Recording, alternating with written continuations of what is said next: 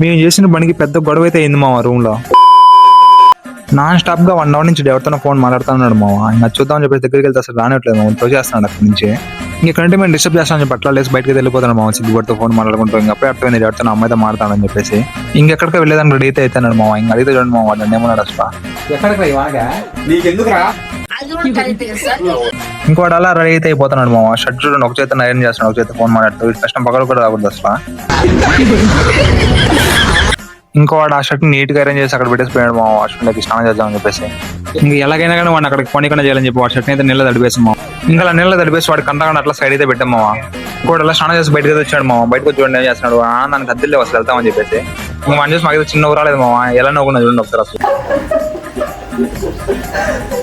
ఇంకా మేము నవ్వే చూసి వాడికి అర్థమైపోయింది మామ. అప్పుడైతే అడిగాడు వాడు నా షర్ట్ అయితే రాస్తామని చెప్పేసి.